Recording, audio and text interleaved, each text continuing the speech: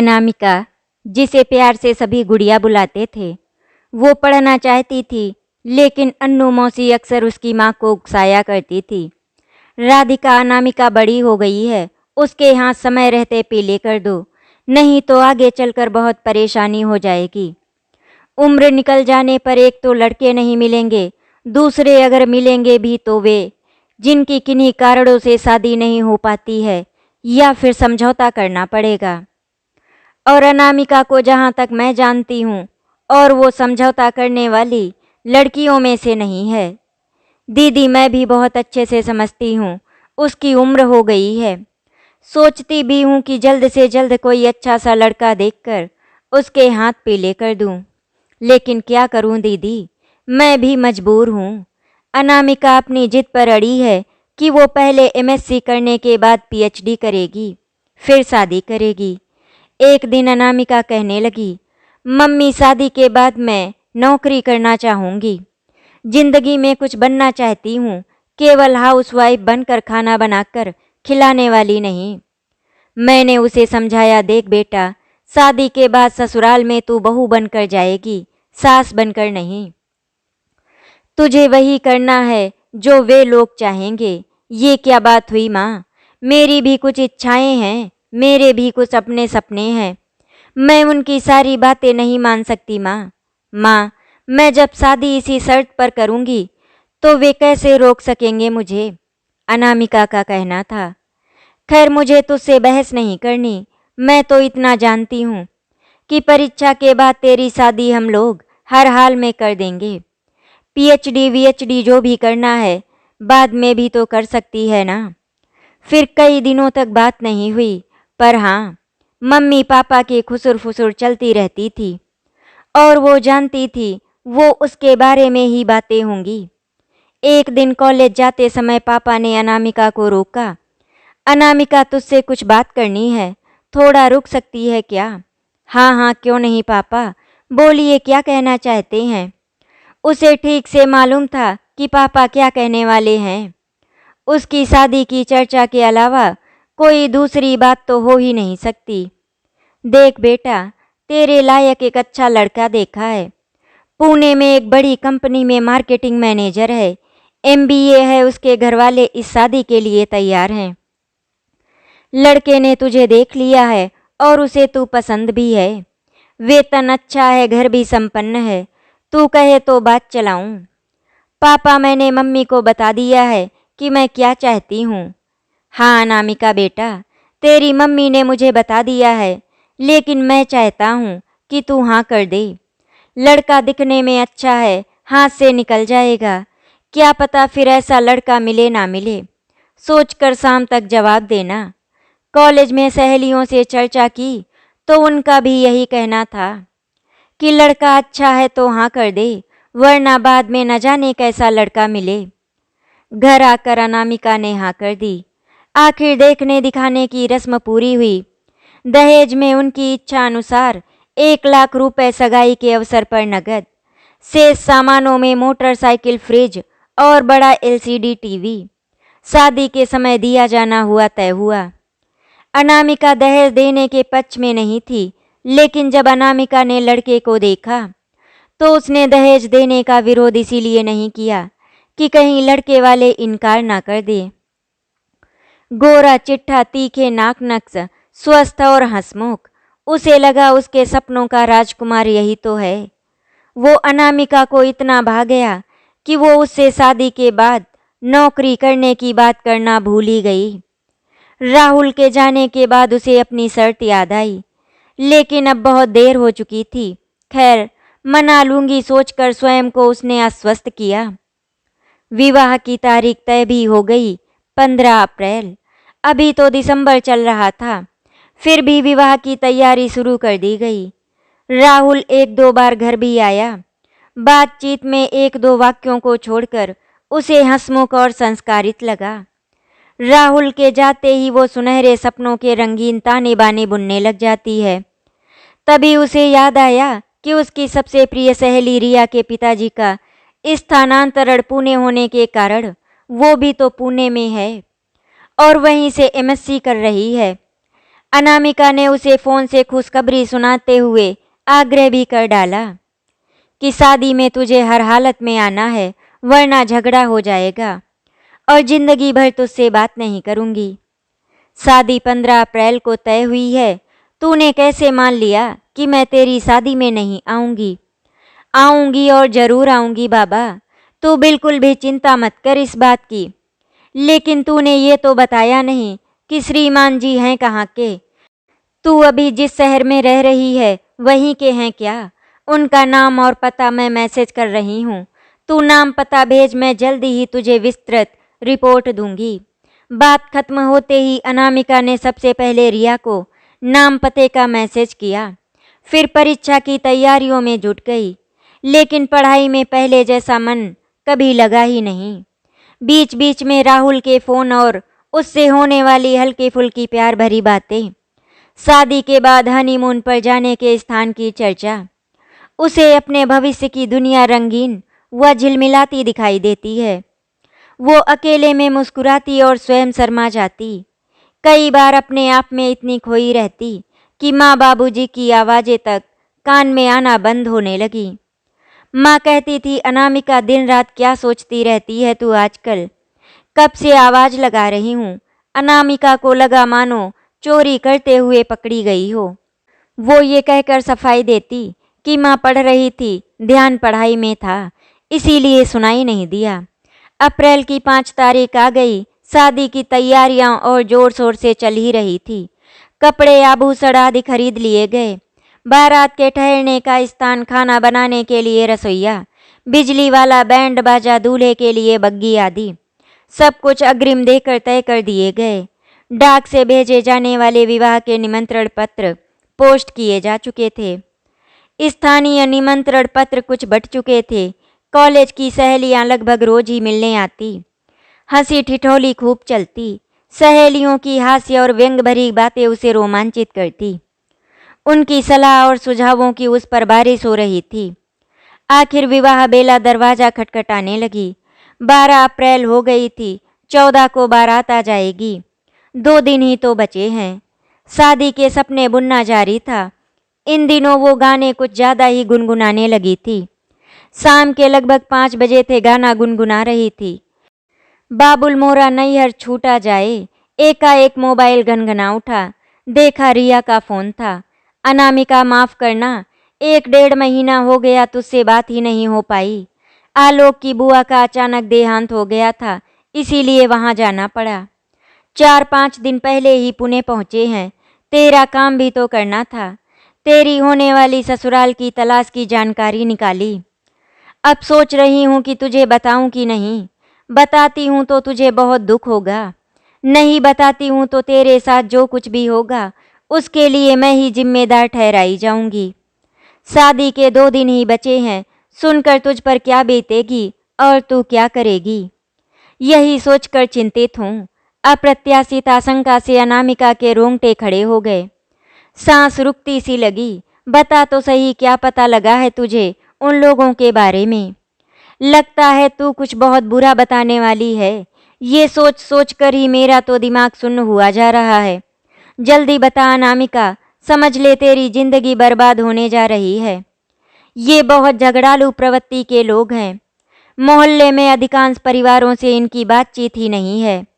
बड़े भाई की शादी में दहेज कम मिला था, इसीलिए 50,000 रुपए की मांग करते हुए बहू को असहनीय यातनाएं दे रहे थे। तंग आकर बिना बताए 3-4 महीने पहले वो पति को छोड़कर बच्चे सहित अपने मायके चली गई। तलाक का केस चल रहा है।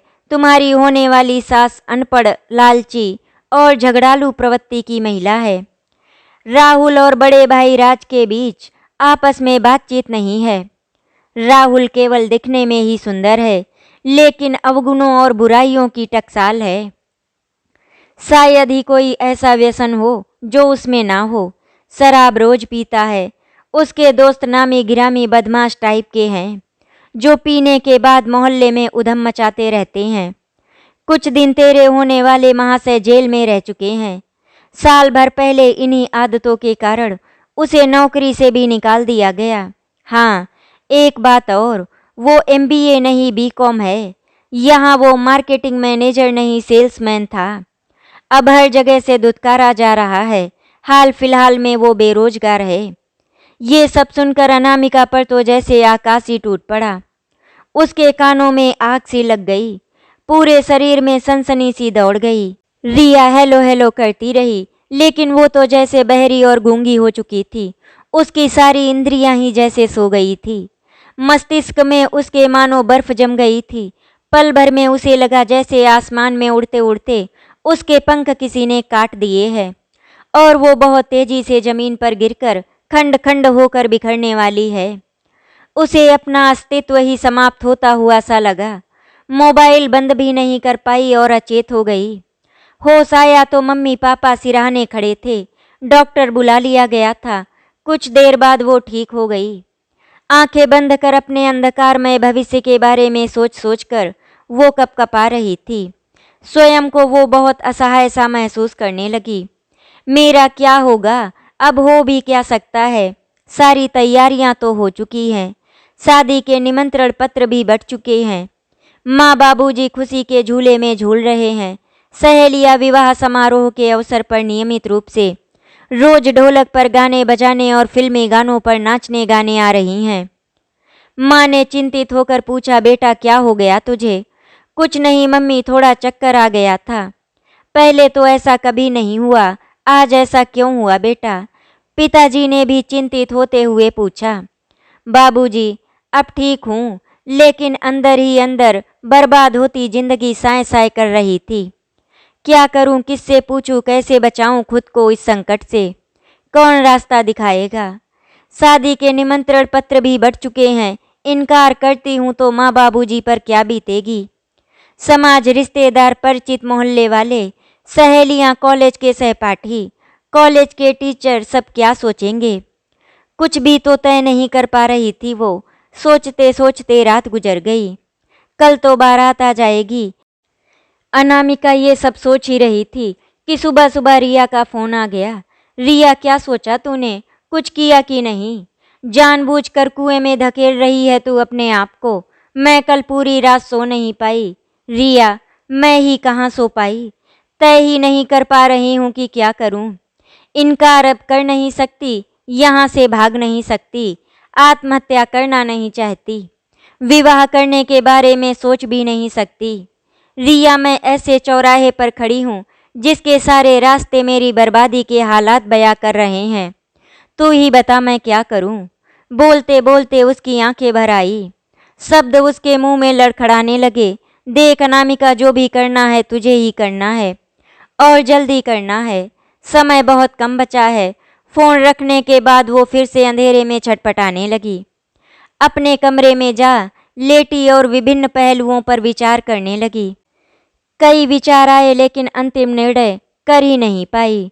लेकिन ये जरूर तय कर लिया कि किसी भी हाल में खुद को बचाना है मुझे। दूसरे दिन बारात आ गई। बैंड बाजों के बीच बाराती नाच कूद रहे थे।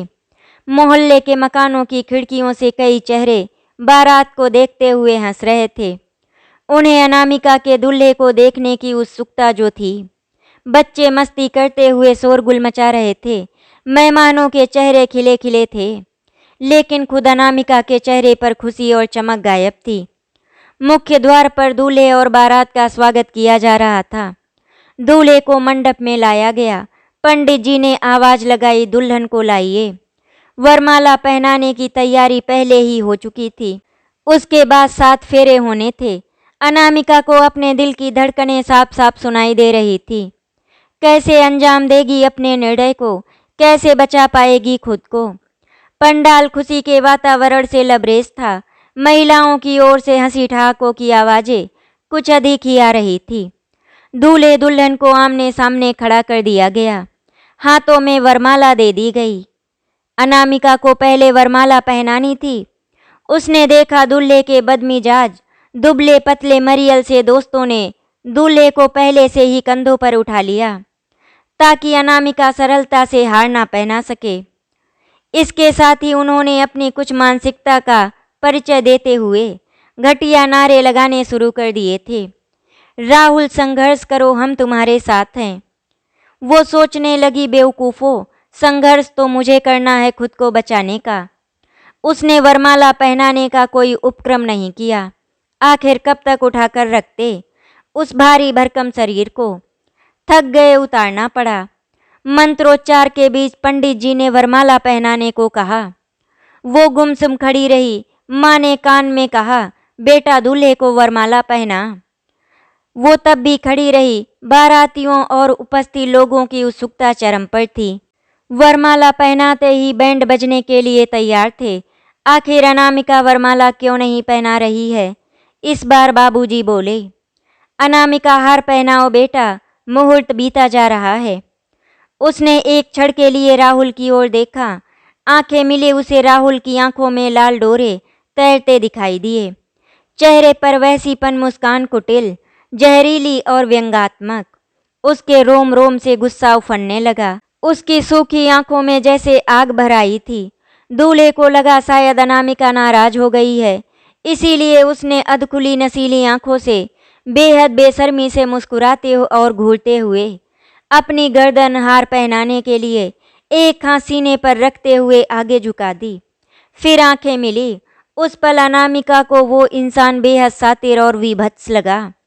अनामिका को उसके ये वाक्य याद हो आए जो उसने सगाई के अवसर पर अकेले में अत्यंत निम्न स्तर के शब्दों का प्रयोग करते हुए कहे थे, अरे भाई, हमारी कोई साली वाली है कि नहीं?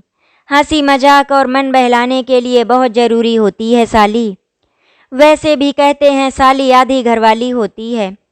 उस समय तो उसने हंसकर टाल दिया था, लेकिन आज याद कर उसका क्रोध उफनने लगा। वो अंदर तक झंझना उठी।